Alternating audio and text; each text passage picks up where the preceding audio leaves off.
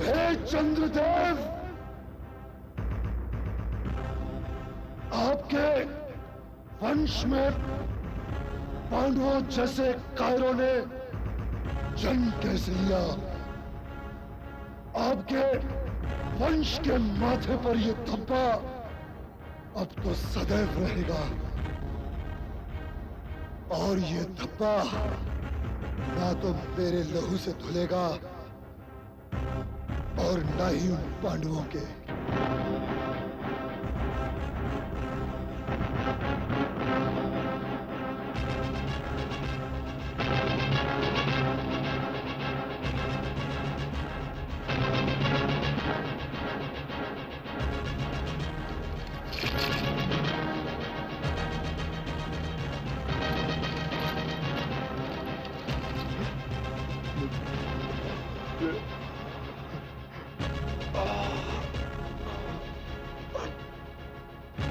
रोते क्यों हो गुरुपुत्र? ये घाव से बहता हुआ लहू और ये पीड़ा, यही तो वीरों की संपत्ति है मित्र। मुझे बधाई दो मित्र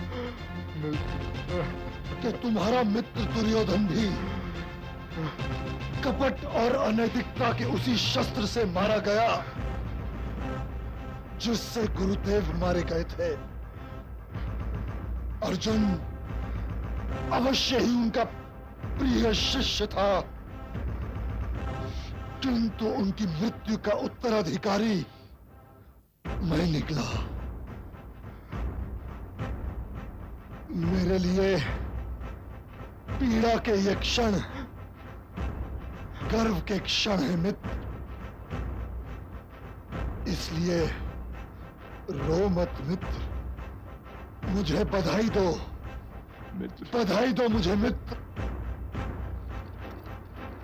युद्ध में चाहे विजय हो मित्र, चाहे पराजय, मैं विजय में भी तुम्हारे साथ था और पराजय में भी तुम्हारे साथ हूं। और तुम ये ना समझो मित्र कि तुम्हारे पास अभी सेना नहीं है। तुम्हारी सेना में अभी 3 महारथी हैं, मामा श्री कृपाचार्य, महारथी कृतवर्मा और मैं। वे दोनों कहाँ हैं?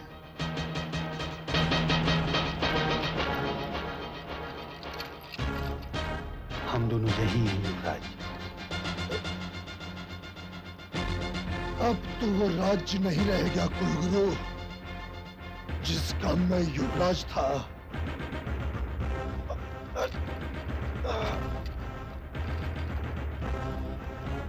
किंतु जब तक मैं जीवित हूं, ये युद्ध समाप्त नहीं हो सकता।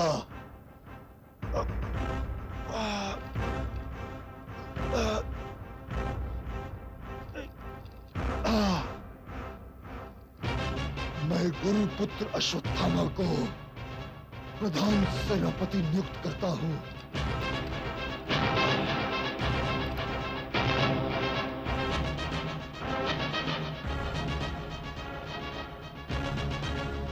क्या आदेश राजन? मुझे पांडवों के कटे हुए शीश दिखला दे अश्वत्थामा। मैं तब तक किसी न किसी तरह अपनी जीवन की डोरी को पकड़े रखूंगा, किंतु अब मेरी बाहों में उतना पल नहीं रह गया जितना हुआ करता था। अतः मैं जीवन को देर तक पकड़कर नहीं रह सकता। चिंता न करो राजन, मैं इसी समय आक्रमण करूंगा। इस समय? ये तुम क्या कह रहे हो? तुम युद्ध की मर्यादा का उल्लंघन नहीं कर सकते। जब वे युद्ध की मर्यादा का उल्लंघन कर सकते हैं तो मैं क्यों नहीं कर सकता? क्या आप भूल गए कि उन्होंने किस प्रकार छल द्वारा मेरे पिताश्री को निहत्था करके मारा था? और क्या आप उनकी कपटी रणनीति के इस प्रतीक को नहीं देख रहे?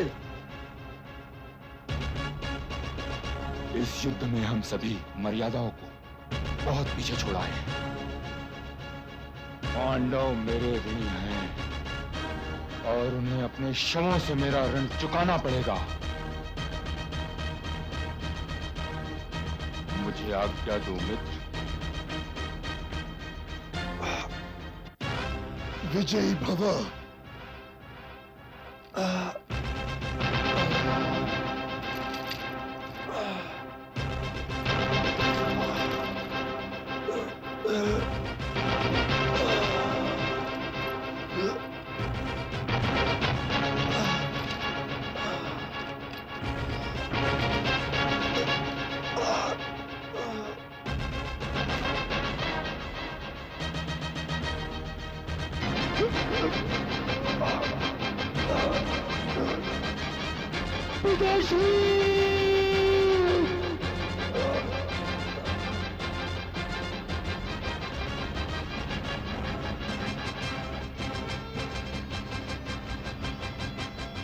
दुर्योधन के रूप में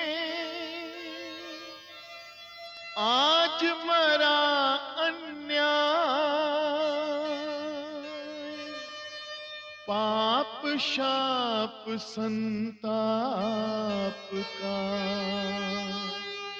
हुआ अंत अध्याय।